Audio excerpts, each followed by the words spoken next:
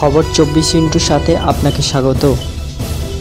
নতুন নতুন খবর জানার জন্য আমাদের চ্যানেলে চোখ রাখুন। নমস্কার, খবর 24 সাথে আপনাদের স্বাগত।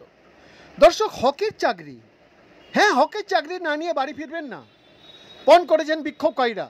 গতকাল সোমবার তারা বারবার আবেদন করেছিলেন স্কুল সার্ভিস কমিশনের চেয়ারম্যানে যেন একবার বাইরে আসেন। রাত পেরোলে বাইরে আসেননি চেয়ারম্যান সিদ্ধার্থ মজুমদার। সাত সকালে তার জন্য চা আসতেই বিক্ষোভে ফেটে পড়েন চাকরিহারারা। সোমবার দুপুর থেকে যে অবস্থান শুরু হয়েছে, মঙ্গলবার আজ সকালেও তা একই অবস্থায় আছে। আচার্য সদনের বাইরে দফায় দফায় উঠছে স্লোগান। অভিযোগ, রাতে তাদের একটু জল পর্যন্ত দেওয়া হয়নি, এমনকি টয়লেট পর্যন্ত বন্ধ করে দেওয়া হয়েছে বলে অভিযোগ। সকালে চাকরিহারা আন্দোলনকারীরা বলেন, আমরা রাত জেগে রাস্তায় বসে আছি আর চেয়ারম্যান ভেতরে আরামে ঘুমোচ্ছেন, আমাদের দিকে ফিরেও তাকাচ্ছে না কেউ।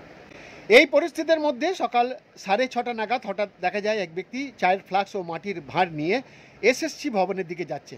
বুঝতে অসুবিধা হয়নি, চেয়ারম্যান ও আটকে থাকা অন্যান্য আধিকারিকদের জন্য ওই চায়ের ব্যবস্থা। আর তা দেখেই ক্ষোভে ফুঁসে ওঠেন চাকরিহারারা। সঙ্গে সঙ্গে ছুটে যান গেটের দিকে। ওই ব্যক্তিকে আটকাতে না পারলেও হাত থেকে টেনে মাটিতে ফেলে দেন চায়ের ভাঁড়। বাইরে আন্দোলনকারীরা বলতে থাকেন, কোনো লজ্জা নেই, কীভাবে চা খায় ওরা, আমাদের তো একটু জল পর্যন্ত দিচ্ছে না। সোমবার রাতেও দেখা গিয়েছে এমন ছবি। বাইরে থেকে অর্ডার করা পিৎজা, বিরিয়ানি ঢুকছিল এসএসসি অফিসে। সেই সময় চাকরিহারারা গিয়ে সব তছনছ করে দেন। বৈদ্যনাথ দাসের রিপোর্ট, খবর 24/7।